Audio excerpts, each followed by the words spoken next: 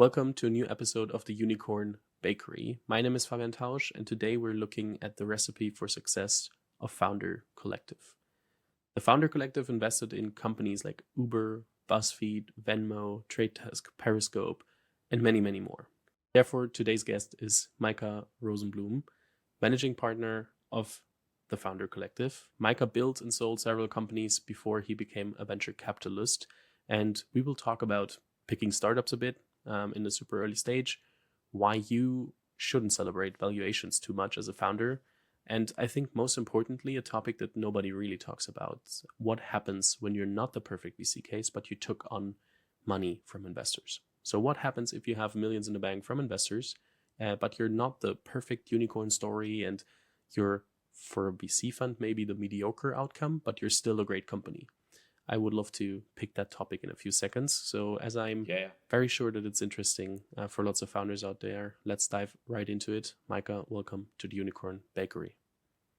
Thank you, Fabian. It's a pleasure to be here, and these are topics I love to talk about. And if I can pay it forward as much as possible, I was an entrepreneur virtually right out of college, before the blogosphere and before a lot of content existed, and so we had to figure it out on our own. And I think there's just so much opportunity now to get up the learning curve so much quicker. So if I can be a part of that, it's my privilege and honor to do that. Thanks for being here. I would start with a question that I always like to ask VCs because it's very helpful for founders. How do you think about picking founders and startups in the early stage? What is important to you? Yeah, and even I just want to back up for a second and say we think a lot about language, and so because we think language dictates behavior, and so we actually don't use the word picking very much, and we actually don't love the word unicorn. No disrespect, I love the name Unicorn Bakery, by the way, as a show name. It's great. The reason we don't use the word picking is we really feel like we're partnering, with our founders. It's not merely a transaction like buying a share of Tesla, but literally could be a decade or more of a relationship. So the picking, yes, that's part of the process, but it's a very small part of an overall, multi variable equation over a long period of time that involves a lot of people. So to the question of how we think about it, we are in some ways like glorified sales reps. Our business has a sales kind of front end to it, which means we see thousands and thousands of opportunities every year. We actually put anything we get inbound goes into a CRM, which we've created in Airtable.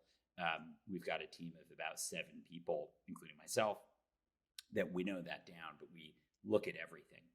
And then now that some of that stuff comes, about a third comes from other investors, about 25% comes from other entrepreneurs in the portfolio. Some of them come from accelerators. Some of them come in cold. Some of them come in, discussions with university students who are, in fact, Whoop, which my partner Eric led, came from a university accelerator at Harvard. Will was an undergrad student there. So they come from all different places, and then we winnow it down and usually make roughly 15 investments per year. So just to give you a sense, and so a lot of what we're doing day to day is, marketing, doing things like this, talking to whether it's students or other entrepreneurs or organizations, tweeting, blogging, talking to our portfolio and reminding them that, we are always looking for the next great entrepreneur. The process for winnowing it down, so we'll take about a couple hundred meetings every year. So we'll end up investing in just shy of 1% of the things we meet on. So just to give you a sense, it is, it is quite a lean funnel as you get down the process. I do think a lot of the way we think about it is less about what is the business content. Everybody gets so, especially we're all ex-founders. One of the unique things about Founder Collective is we've all built companies. But funny enough, we care less about what company you're building and much more about who it is, why they're building it, why they're uniquely suited to build that company. What was the inspiration to do it? Much like what was the inspiration for you to build this podcast? Why is there such great founder business fit? And we really zero in on that. And over the course of several meetings, do some diligence, I like to meet people face to face. I like to also go, have a coffee or a drink to get to know what is motivating these founders. And that's really the process. And some go very quickly, some go more slowly. I would say in the last couple of years, those processes went too quickly. Now they're back to somewhat more of a normal pace, maybe still a little too quickly. But that's the gist of it. And I'll let you kind of direct me from there, but hopefully that's helpful. You said that now we're a bit more back to normal. I also talked to founders and they were like, yeah, I'm not sure if I should raise right now, for example, when they're bootstrapping or anything. They're like, yeah, but because multiples are not back in like 2020, 2021 manner, so why should I raise right now? It doesn't really make sense. And then my valuation isn't that high. And then not sure if that makes sense. And when we met in New York, you were like, yeah, founders are celebrating valuations too much. And I would love to hear what your thoughts are on this. Yeah, the cult of the valuation and the cult of how much you raised and marketing that, I think was a real negative in the industry over the last couple of years. I think this almost like, I raised this much, you raised this much, and it sort of became this war of fundraising. And fundraising, is really gas in the tank. It's not. I don't believe it's something that necessarily should be celebrated. Revenue, people were talking more about how much fundraising they did and at what valuation versus how fast they were growing or what their revenue was. And I think it created a whole bunch of misaligned incentives. I think a lot of founders attracted other employees because of the valuations. The employees weren't asking the right questions. They weren't asking about the fundamentals. They were like, that company just raised $50 million from Andreessen. And it was like, well, okay, but let's unpack whether we think this is a good place to start a career or to build a career. So I think it created this spiral of fundraising that focused on the wrong things for both founders and employees. At the risk of sounding like the old man back in my day, but it was kind of like salaries. Nobody talked about it. You didn't talk about how much you raised. That was kind of your private, those were internal things that the senior folks in the team would worry about, and I think that was healthier. I think we stayed a lot less focused on our competitors and how much they raised, and I think stayed out of the war of fundraising because I look back at some of our best companies and they were not the most funded company in the category. They were not the ones that trumpeted the highest valuations. We really focus on multiples and we really focus on founder outcomes. And frankly, high valuations don't always correlate to great founder outcomes. And I think people forgot that a little bit, or were almost jaded by the PR and by the blogosphere that and I think the term unicorn, and I hate to pick on it given the name of the podcast, but I think the name unicorn sort of corrupted a little bit of the point of building a venture-backed startup. Venture-backed startups are, uniquely fast accelerating companies. The outcomes can vary from, $50 million to billions of dollars, but it's all a function of how much money went in, how many founders, how dilutive, how many investors. We were fortunate. You and I have talked about the company I started. We raised probably sub $10 million. We sold our company for $95 million, and by today's standards, that may not seem like a big exit number, but by a multiples basis, in terms of the dollars in, was quite good. So some of it is sort of relearning or reestablishing what the goal is, and remembering, and then I'll let you jump in with a question, but remembering the VC's incentive varies quite a bit and is often different than the entrepreneur's incentive. They're not completely aligned. It is not necessarily true that the VC may be playing the billion or bust game. They really want you to be 5 billion to greater to move the needle on their fund. That may not be the best outcome for you as a founder. And so I think entrepreneurs have to kind of think through that alignment, and not all investors have the same risk profile.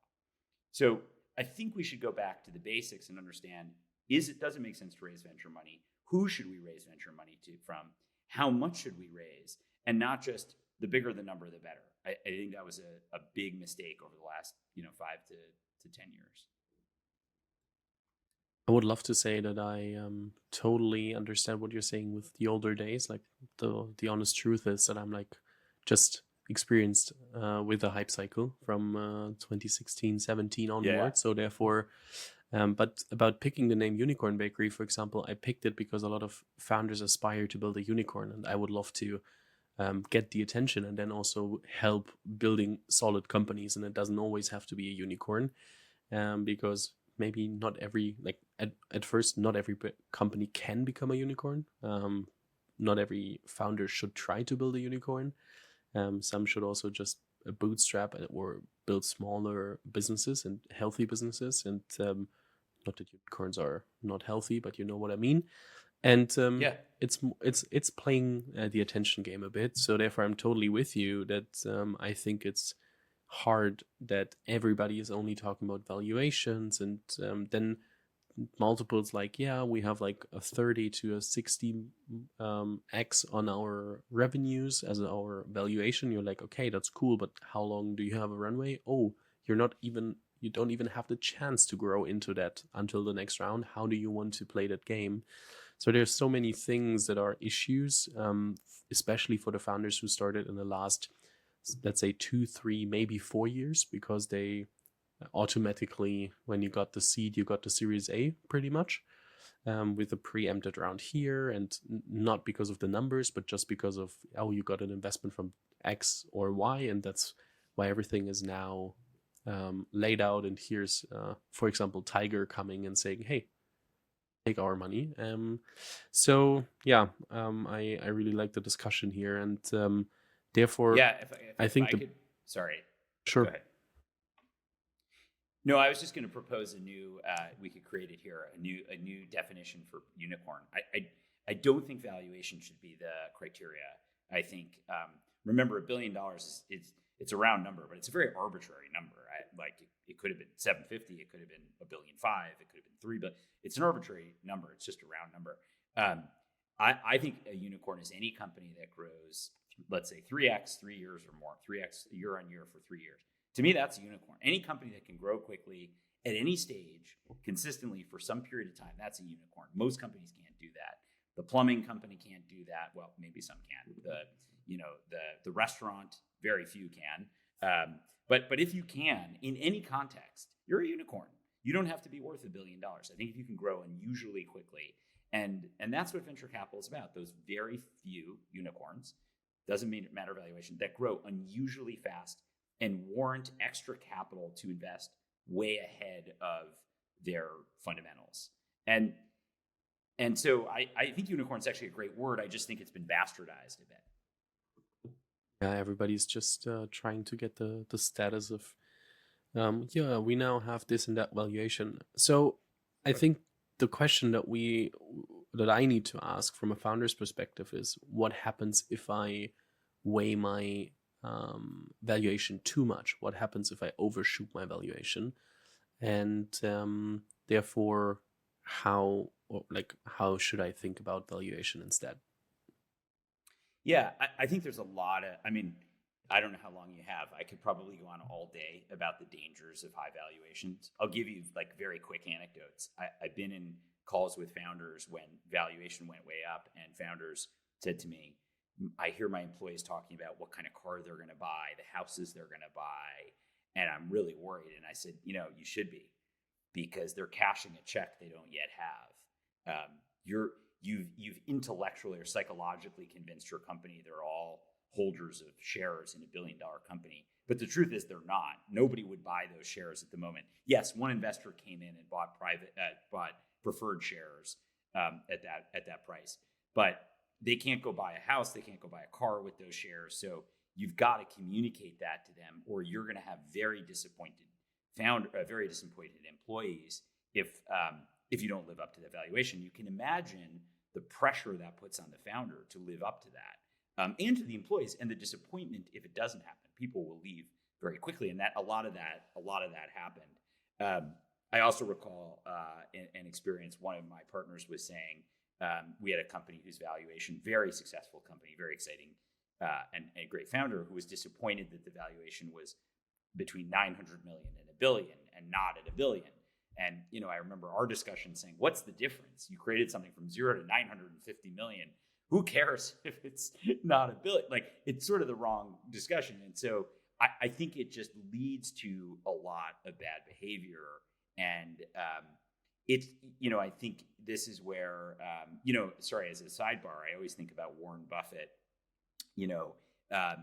outside of, in Omaha, Nebraska, in the middle of the United States, outside of the echo chamber of the Bay Area. I imagine Berlin has some of this echo chamber now as well. Certainly New York, Boston, LA, San Francisco, where everybody's talking about it. So you get caught up in it.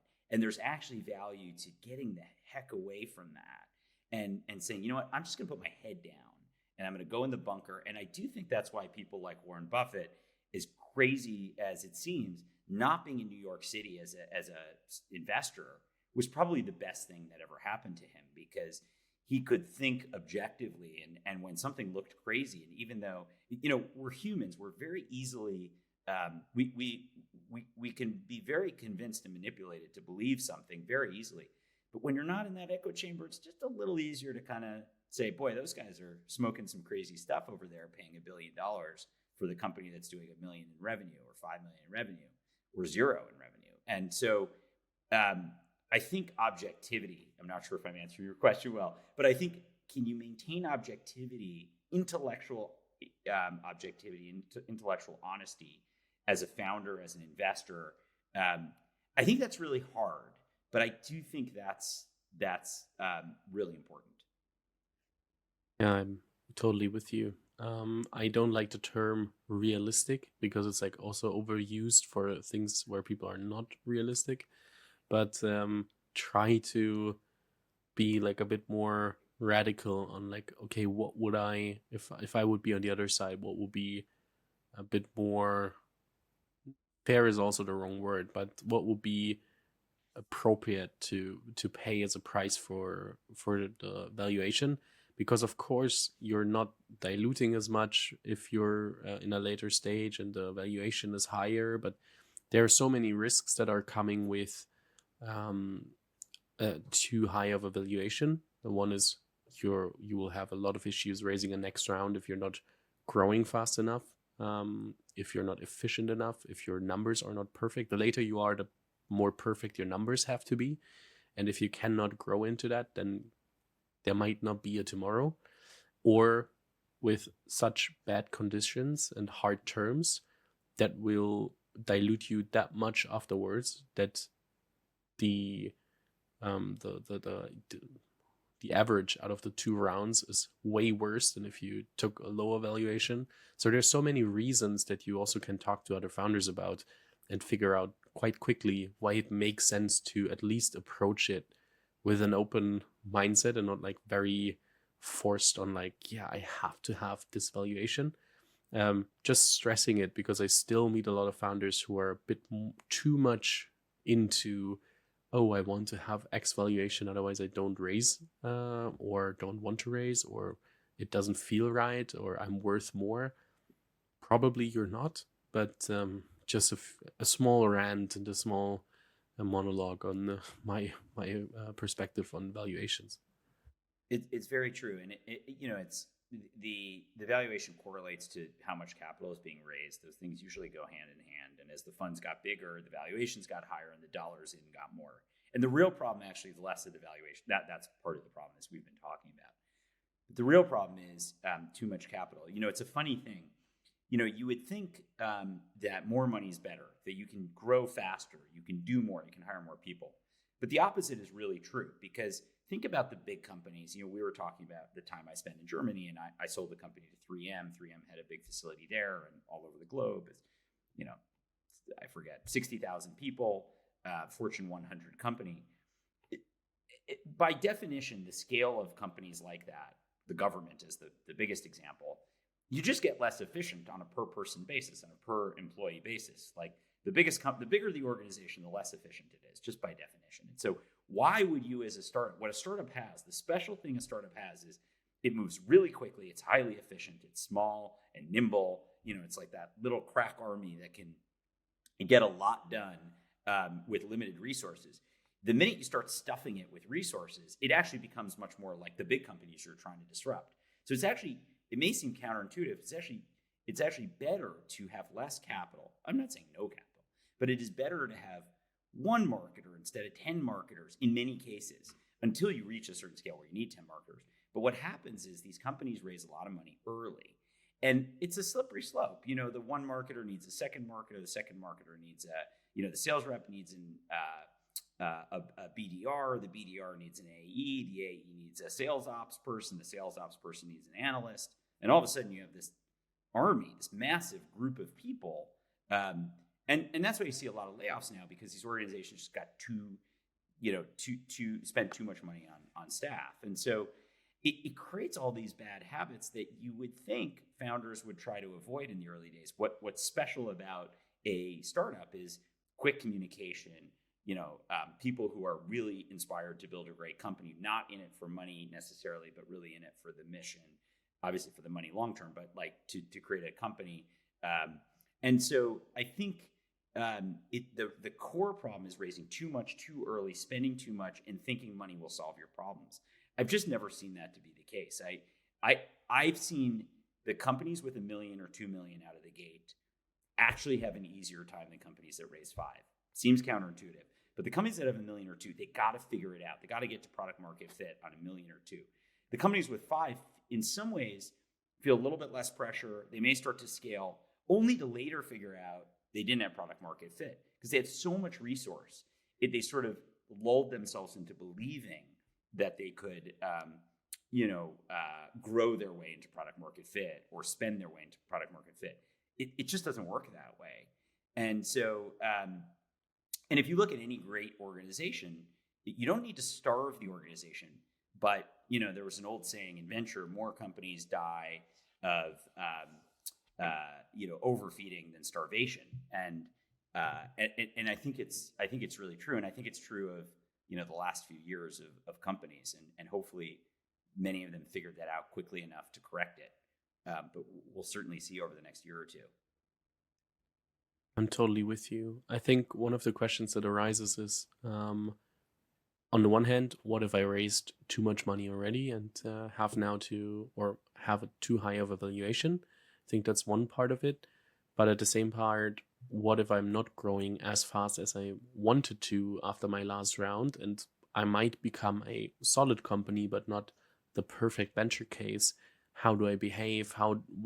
Because my VCs and investors might be like, yeah, that's nice, but sorry, we're looking for something else, like a bit more like dropping the potato, even if you hope that the VCs don't do it, but you know what I mean, that they also love to focus on the best performing ventures.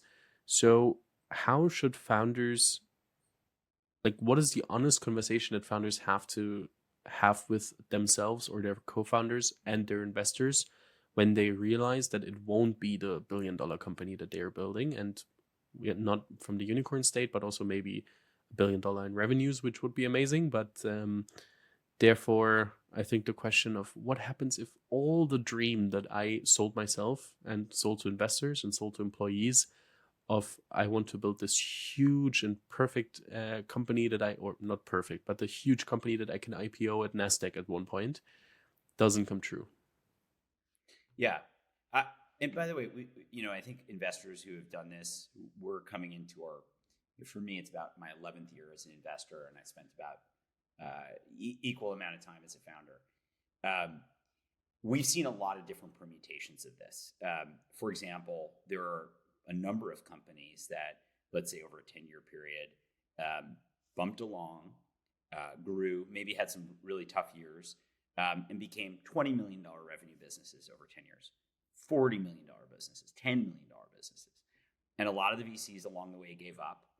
And, in some cases, we have seen founders say, I want to buy out my investors. I'm going to create a deal structure where they get 2 times, 3 times their money back, paid out over some period of time or some portion of EBITDA. You don't see that a lot. And a lot of investors, the big investors, kind of walk away and don't care. I think the more aligned investors say, let's create a structure so, if this isn't going to be the 10x return that we had all hoped, but it's a great business for the founder, let's figure out a way to make that happen. And by the way, I can think of companies off the top where, lo and behold, these are really going to be valuable. These founders are going to have life-changing outcomes, but it took longer. It's not going to be the massive outcome for some of the funds that got involved. So we have seen founders buy out their investors and go on to what some people call lifestyle companies. I think they're much better than that, but let's call them non-unicorn exciting companies. And I think so. That's one thing. I think another. I think there are, and there will be on the other extreme of this, a number of companies that just need to shut down, and that the venture math and the product market fit just isn't there. Perhaps 10 million was burned. There's still a few million in the bank, but it's not a good use of time for the founders any longer. And if they don't have the spark, rather than try to burn the last 3 to figure it out, just give the money back. And we're seeing that too. We've seen some founders, in fact, the founder that I'm close to in Berlin said to me, we're gonna give the money back. So I by the way, I don't, some investors will say, yeah, just figure, I don't care. It's not, it's less about the actual amount of money, and it's about when the founders know they're spending good time after bad, it's good for everybody to just move on. And whether it's 20% of the capital left or 80 or 10, let's move on and let's work on the next thing. And that's generally my attitude. We're seeing other permutations as well, like recapitalizations, recaps. So what happens there? Well, maybe there is actually intrinsic value. I've seen this with a lot of categories, like e-commerce, where the market has really turned against these types of companies, but they have real revenue. They just were priced at software multiples or multiples of 5 years ago, and now you can't get out from under that. And if the founders are still motivated and there's real revenue in the business and real progress, sometimes the thing to do, and usually it's against our interest as investors, because if there's a recap, and we don't encourage this, but sometimes it is the only outcome to keep the company going. You reprice, and the early investors like us, mostly people like us, have to either come back in or we're heavily diluted. But it gives the founders an opportunity to kind of start over from a baseline that makes more sense and has more upside for them and everybody else. So look, all these things are hard. Everybody wants to just go up and to the right and every value, but the market's repriced. And so, one has to be realistic, and we're seeing all these flavors. For a long time, none of this happened. There were no recaps. Nobody went out of business. Nobody bought out their investors. It was just raised. It was A to B, C to A to B to C to da da da da da, and and it was all a given. If I'm cynical about it, it was the game was not about building value. It was just getting to the next round. From the investors, it was just getting a markup. For the founders, it was just raising more at a higher valuation, and the fundamentals be damned. And I think now, and that's a very cynical view, but I think there was quite a bit of that going on. I think now people have realized, okay, the music is stopping. And so, it's back to building value. And if you don't, there isn't going to be another round. I think a lot of people also saw the venture ecosystem as a possibility to, for example, hype up their company, do some secondaries, and then also have like a financial baseline that they made for themselves, and then they could look what comes out of it. This is a very harsh perspective, but sometimes I'm not sure if the founders actually really ever cared about the topic they're tackling. So that's not true for a lot of founders, but some of them. And at the same time, I think back to what you said, one of the biggest questions is, how do I decide if I shut down, if I have to like try to shift the gear up a bit to also still make it happen and to grind it out, and or also understand, okay, either shutting down or switching gears to go faster. Both are not the cases to do. I want to build a sustainable company and figure out together with my investors what is the best way to do that. So how would you assess such a situation? Yeah, I mean, I think some of the companies that are we're seeing flat rate. So in the last few years, it was growth at all costs. The only thing that mattered was growth. Forget how much you burn.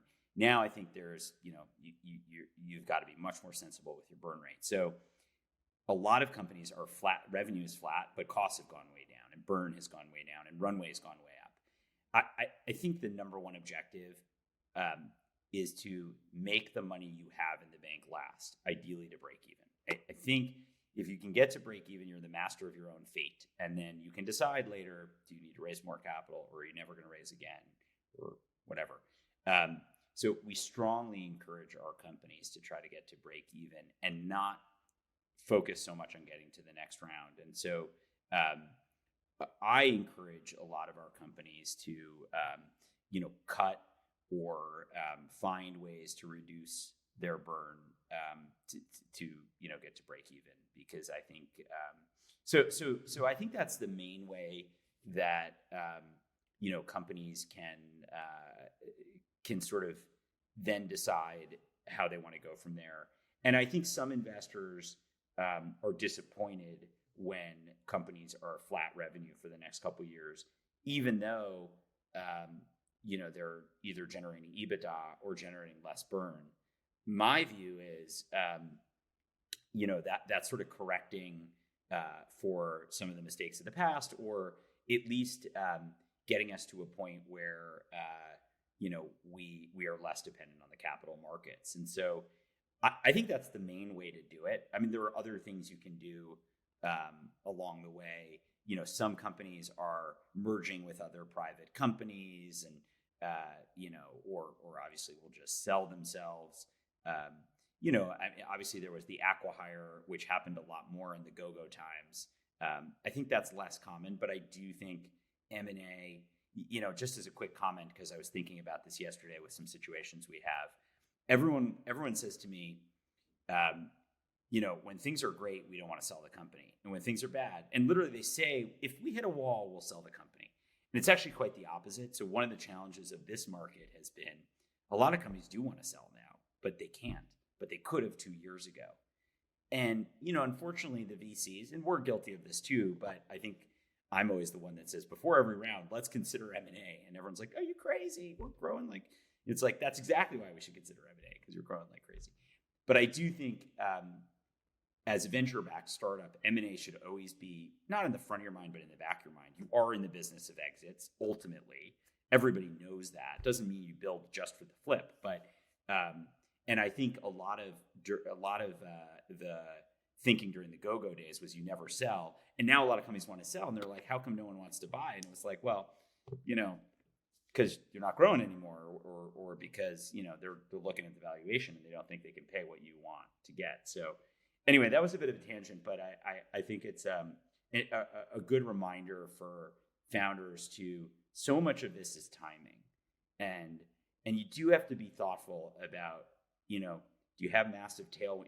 You're not always going to have tailwinds. You're not always going to have headwinds either.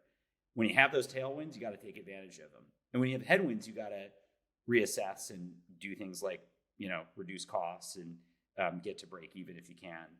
So I think too many people kind of forget that either it's always they think it's always going to be rosy, and sort of at least be prepared for these tough times.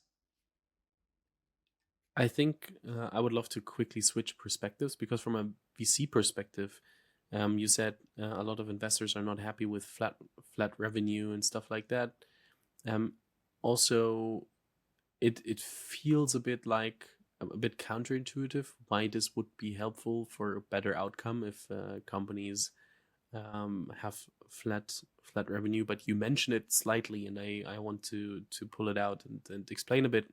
What you mentioned is you then have that means keeping the revenue at the same level, even if there were mistakes before, even when the organization was not set up correctly yet or had room for improvement. So the fundamentals will be put together better. Hopefully, if not, then it might be could be a concern. But you're building a more solid base to then at some point maybe accelerate again, or becoming profitable, or at least not burn that much anymore. So there are so many parts that feel counterintuitive at first because we haven't talked about them for 5 years or 8 years because we didn't have to, that are so important to hear and to state that founders can think about them and internalize and figure out what is best for their own situation right now. And not only think about their investors, of course, you still have to be in a partnership, but think about, okay, what's best for our company right now. And just because your investor says, hey, please 2x next year, which is more of a 2020 2021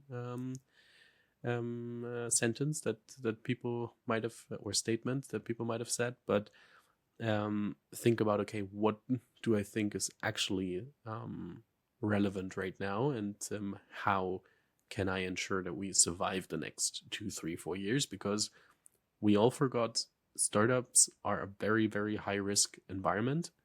And even if you're in a Series A or Series B, you're definitely not too big to fail. So there are so many companies that will get issues right now. Growth stage companies, you're fragile at every stage.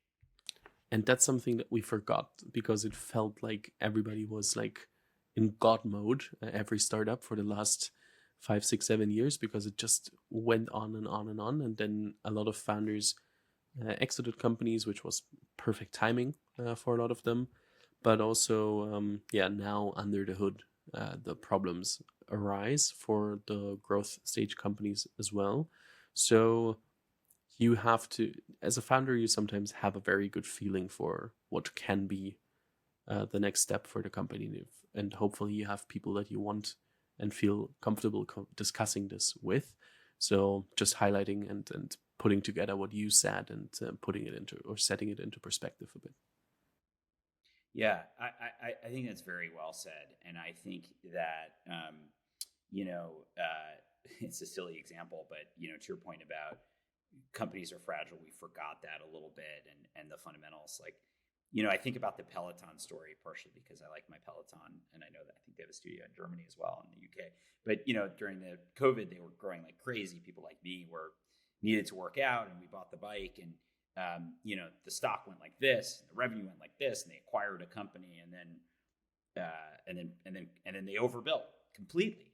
And the stock crashed, the CEO resigned, they pushed CEO out, founder CEO. That was a public company.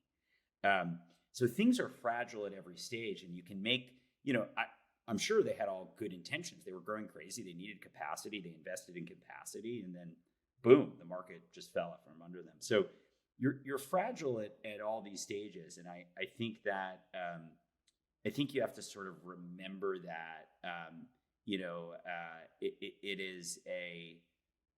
it truly is a marathon, not a sprint. And so I think it's, from the VC perspective, I'd say the other thing that sort of happened in this period is that you had a lot of VCs. You made this comment earlier that you've only seen this bull market, because that's kind of the period in which you've kind of watched this industry grow. And I think a lot of VCs also have only seen this market. And so I think the advice they were giving was to focus on top line and growth and not worry about the rest. And I think, it's funny, like I to be on the other side of this, I don't feel like I'm so old, only, 46 years old, but I've seen a few of these cycles now, and I've lived through them. The financial crisis, I was selling, dental technology stuff that we had innovated. I was very much lived through the dot-com crash. And so, I always felt like top line and growth were two interesting obviously two very important data points, but what about burn rate? What about runway? And and I think this is actually the metric that a lot of investors are now looking at, which is how much capital did it take to get to a certain point? Because I think investors are now going back to extrapolating based on that and saying, look, Micah's company got to 2 million ARR on $1 million or 2 million in investment. That's pretty good. But that company took 10 million to get to 2 million in investment. So, yes, it's a $2 million company. Maybe they're, starting to hit their stride, but that's an awful lot of money to get there. And so, yeah, and sometimes, there's a reason why it took that much. Certainly when I was building hardware and software, it was expensive to build it. So there's a lot of reasons why not all companies take different amounts of capital. Hardware is different than software, clean tech, whatever. But I would say in general, I think investors are now starting to say, how much capital went in to get here? And it's kind of why we've started to advise our seed companies to raise really quite a bit less, or at least, let's say 2 or less, because I think they're much more likely to get a second check than if they raise 4 to 5. I just think the bar is going to be so much higher, and it's going to be potentially unreasonably high. Whereas I think if you raise 2 and you can get to product market fit, some early customers, somebody's going to take a bet on the next round on that. And I think there's a psychological threshold somewhere 2 to 3 where it's like that's small enough that we don't expect you to be at 2 million ARR. And it sequences the money to the milestones much better. So anyhow, that's I'm happy to see that. I think investors are, but getting back to the point about, there was really a generation of investors who just never saw this period, and now they're having to learn quickly. And I think the last thing I'd say about this, I think some founders feel burned or a bit of whiplash. They feel like my board was telling me to grow, spend. Nobody cared about burn rate, or there was always another check that would come. And now all of a sudden they're saying, what the hell, you're burning too much. And, I think these founders are justified in saying, dude, last month you told me this, now you're telling me, and I feel for these founders, especially young founders who, of course they're going to listen to their investors. Like, of course they're going to get advice and sort of look to their investors and how to spend their capital at a high level. So I really feel like in some ways the founders got a raw deal in some ways over this sort of change in market, in macro. I think there's another issue that we will see, and I'm not sure how much you will be able to comment on it, because you have a lot of co-investors and you want to be nice to them. But one thing that I see as an issue and observe it from the outside, there are too large funds. There are so many funds that build For sure to fund sizes where they have to have 1, 2, 3 unicorns, or companies worth like 5 billion or even 10 billion. And they're talking about, but we only have we don't only need to hit 1 or 2 decacorns. And you're like, but how many decacorns have you seen in the last years that are actually like after 10 years at that, or 12 years at that point? And how likely is it that you will hit 2 or 3 of them? So there are so many delusional VCs and investors now, and that doesn't only count for the investors that only saw the hype cycle. This also counts for investors that saw other market sentiments before but forgot about them, and were like, but now we have the opportunity to raise $1 billion fund, so we will do that. And I would say optimize a bit more for management fees than for actual return and outcome. I know that's a bit harsh. It doesn't hold true and valid for all of the funds. That's more to put it a bit to say it a bit in a harsh tone, but a bit clickbaity. But so I'm interested how this will turn out. I think I remember actually back when we had raised money from CRV, Charles River Ventures, for my startup Brontes. And actually at the time, the market had gone through a correction as well. And Ted Dintersmith, who was a legendary investor who was on our board, he actually decided to give back some of the capital from the fundraise as a fund because he felt he had gotten too big. That they decided they had raised too big of a fund. You almost never hear about that. And I don't remember the last time since then I've heard a fund try to get smaller. I think Founders Fund did, right? when Maybe they yeah, I think you're right. I think recently they halved, I think, the fund size. so there are a few, and you always have to ask: did they do it deliberately, or did they do it because they couldn't raise? Founders Fund probably Fair. deliberately they could raise. I think it's a really important point. I think I was having this conversation the other day with some folks that the AUM business is a real good business if you're a bank, if you're JP Morgan or HSBC or one of the big banks, or if you're Fidelity or Vanguard. Asset management makes a lot of sense because you're not on the hook for performance. You're really a marketplace or a service, and you're getting a small yield, a tiny yield on a volume, right? So you're selling index funds or checking accounts, or you're in the volume business. So by definition, the greater your asset base, the more revenue you make. That's sort of true and not totally true in venture. And by the way, before I get to venture, private equity is kind of that way in the sense that while private equity, I think, has very much optimized for fees, Blackstone, KKR, the whole bit of them. But there are massive companies that can be taken private. These are established businesses that can be billions. So there's an opportunity to put a lot of capital to work. In the startup world, by definition, these things are startups. They're small. So there's only so much capital you can put to work. And there's only, as you point out, a very few of them are going to get to the scale of the Trade Desk, the Ubers, the Teslas, the et cetera.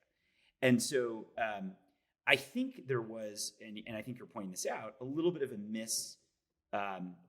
mislearning or trying to use the examples of asset managers like mutual funds and hedge funds and private equity to venture. And I don't think it actually is the same. I actually think there's a reason venture was always a cottage industry. It was a cottage industry because by definition it was small. There was only so many startups. And that number has grown a lot. And I think a lot of the things that were done by these bigger funds like Andreessen in some ways have been very good for the industry. And I think the industry was too much of a cottage industry. I think it was a bit of an old boys club 20 years ago and before that. So I think some of this has been good, but I think it went too far. And as you point out, it became more about looking like an asset manager and less about being a venture capital firm. And I think people are rethinking that now a little bit. It's tough because, as you also said, when you get so much in fees, it's hard to turn that off. Just like the companies we were talking about earlier, who spend so much on the marketers and the engineers, and they grow and they hire a lot of people. So did these firms. I think it was Sequoia just announced they're letting go of, I think it was 20% or some percentage of their talent team. So they're doing the same thing that the companies are doing because they're realizing the talent market has changed, but also, it may not look exactly like these other industries where just aggregating capital is the name of the game. And I think much like the startups got a little bamboozled by valuations and dollars in, so did these funds. Because at the end of the day, I think our job is to build great companies and deliver multiples or IRR for our investors. And frankly, I'm a big investor in my own fund. So that's what I care about. Gathering assets under management is not the name of the game, and actually may make it harder for me. The simple math is it's easier for me to return an $85 million. It's easier for me to get a 3x or a 5x on 85 than it is 500. I mean, it's just easier math. So I think we went through a explosion of assets under management. The last thing I'll say is that, some of it is, I don't think it's an issue of blame, but I do think, this starts from even the LPs, because the LPs wanted to allocate more money to venture capital, and it's hard for them to write $5 and $10 million checks. They write that to us because we're a small fund. But, if you're a massive pension fund in, Europe or in the US, or you're a major university that has a huge endowment, you want to put $100 million to work. You might want to put $200 million to work or $50 million to work. And so, of course, you're going to write a big check. And, the VCs were just building the product the LPs asked for. And And I think now, again, that's unraveling a little bit, and people are realizing, okay, well, to write a $100 million check and get 1.2x, that's not, I might as well go in the public markets. By the way, I might as well put it in treasuries. The Fed just raised rates again. So like a lot of better alternatives. But I think a lot of the same, if we were to distill it down, a lot of the same habits and trends that were happening at the startup level were also happening at the venture level. Like everybody was kind of, a little bit drunk at the party. I would say, because you said VCs were building the product that LPs wanted, but it's a bit like a startup that scales too early, because most of these funds don't have I just take the example of product market fit, because it's, as you mentioned, it's easier to put 85 million to work than putting 500 million to work, and there's only so much return that you can make, and it's super hard to replicate. On the one hand, it's super hard to replicate it, so holding yourself accountable to do it for a second fund is one thing, and then for a second fund that is 5 times the size, it's even harder. So yeah, I'm not sure if or maybe, of course, we can say, okay, throughout the hype cycle there are so many more startups, therefore there are so many more good startups, and you can the total amount of returns that are possible to make increased as well.